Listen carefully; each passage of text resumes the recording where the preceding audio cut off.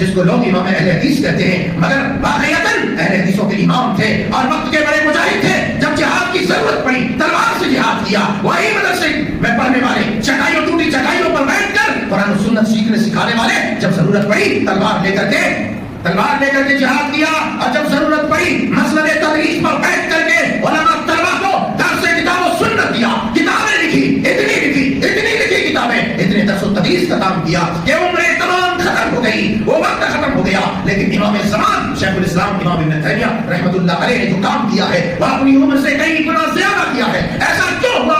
اس لیے ہوا ان تنصروا اللہ ینصرکم ویثبت اقدامکم. انہوں نے اللہ کی مدد کی، اللہ کے دین کی مدد کی. اس لیے اللہ تبارک و تعالیٰ نے زندگیوں میں برکتیں ڈال دی اور وہ استقامت، وہ حوصلہ، وہ جذبہ اور وہ پے کرے محبت بن کر کے دنیا کے اندر ابھرے. میرے یاروں، میرے پیاروں، مدرسے نے لوگوں کو زندگی دی ہے. مدرسے نے جان و صفت لوگوں کو انسان بنانے کا کام کیا ہے. مدرسہ یہ قوم کی جو ہے تعمیر گاہ ہے، جہاں پر قوم و ملت کی تعمیر ہوتی ہے. اس لیے